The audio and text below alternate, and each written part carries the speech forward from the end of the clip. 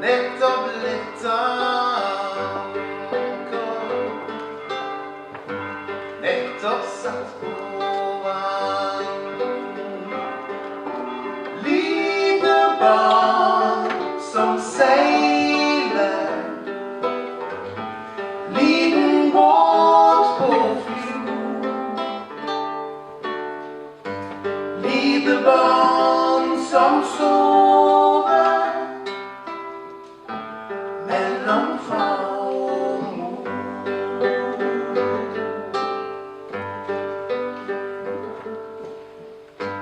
Havet er så vidstrakt, seiler så drøm. Under stjernehimmel, gjennom storm og strøm. Som når lykla barnet, himmelen heller, himmelen bevarer, lite barn og sjø.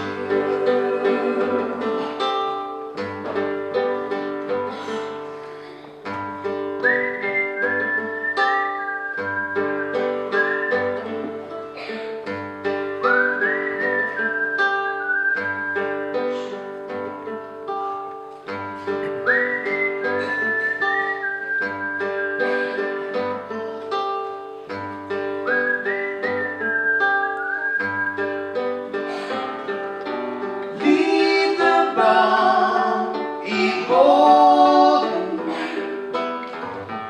liten blomst på jord. Lite barn på reise mellom far og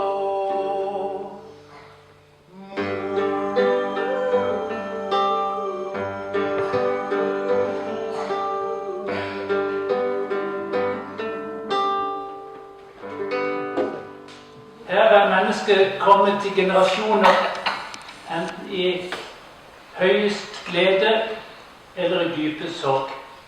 Her for Guds ansikt. For Gud vet hvem vi er. Han vet alt om alle, og han elsker alle som ingen annen. Vi skal feire livet, vi skal ta imot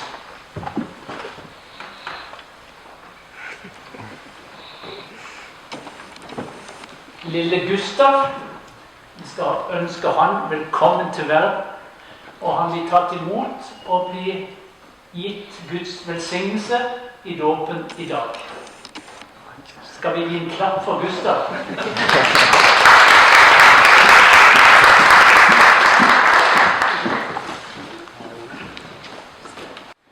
De bar små barn til ham for at han skulle røre ved dem, men disiplene ville vise dem bort. Da Jesus så det, ble han harm og sa til dem: La de små barn komme til meg, og hindre dem ikke, for Guds rike hører slike til. Sannelig, jeg sier dere, den som ikke tar imot Guds rike, like som et lite barn, skal ikke komme inn i det. Og han tok dem inn til seg, la hendene på dem og velsignet dem. La oss takke og be. Barmhjertige Gud, vi takker deg for livets store under, og for Gustav som skal døpes i dag. Takk for at du i dåpen gir oss et hjem i din kirke på jorden. Bevar ham i din omsorg, og gi ham den fremtid og håp. Gud, hør vår bønn. Amen. La oss høre vår Herre Jesu Kristi ord om dåpen og troen. Meg er gitt all makt i himmel og på jord. Gå derfor ut og gjør alle folkeslag til disipler, i det dere døper dem til Faderens og Sønnens og Den hellige ånds navn, og lærer dem å holde alt det jeg har befalt dere. Og se, jeg er med dere alle dager inntil verdens ende. Nå skal vi reise oss og bekjenne forsakelsen og troen som vi døper våre barn til. Bra, det er godt å komme frem for det også. Så er det noen små barn som har lyst til å komme litt nærmere, så er det lov. Veldig lov.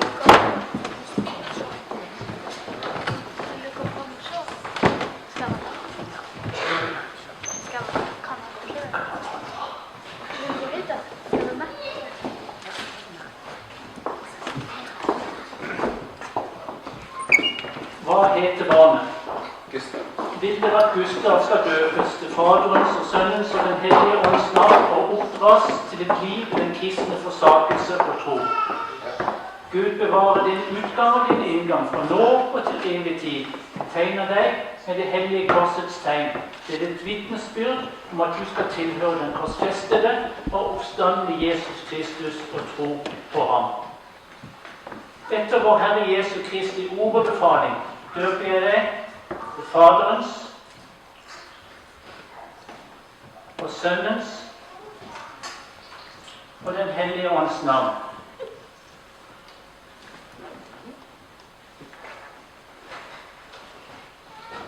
Den allmektige Gud har nå gitt deg sin hellige ånd, gjort deg til sitt barn og tatt deg inn i sin troende menighet.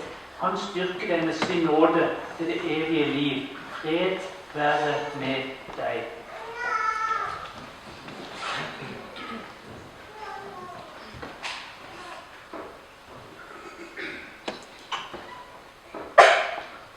Tenne dåpslyset.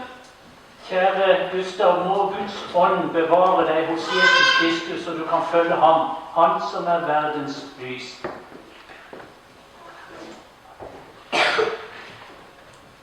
Dere som er foreldre og faddere, dere er altså vitner om at Gustav er døpt med den kristne dåp. Sammen med vår menighet og hele kirken har dere fått del i et hellig ansvar. Å vise omsorg for Gustav, be for ham og hjelpe ham til å bruke Guds ord og delta i den hellige nattverd, så han kan leve og vokse i den kristne tro.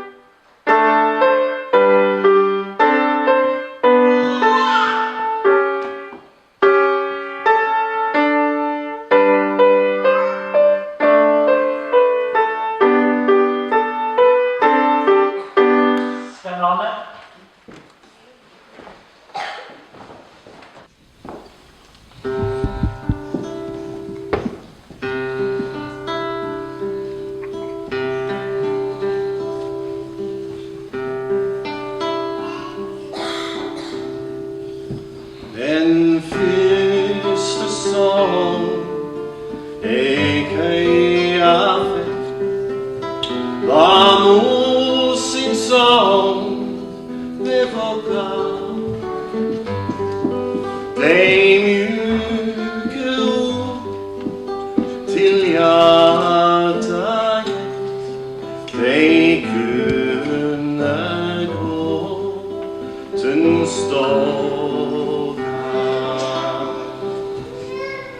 De sulla meg så underlig, så stilt og mjukt til sova. De synte meg en fager vei opp fra vår vesle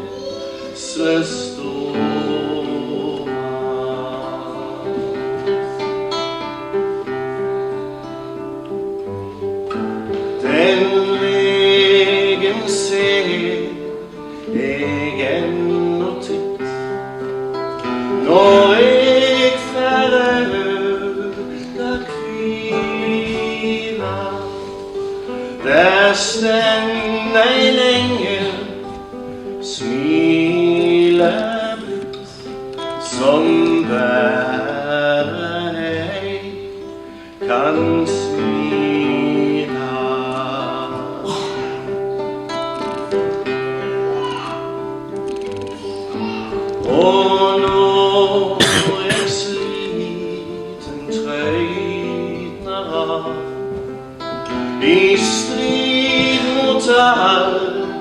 som veier. Jeg høyde stilt for mors i grav, den sång som allting heiler.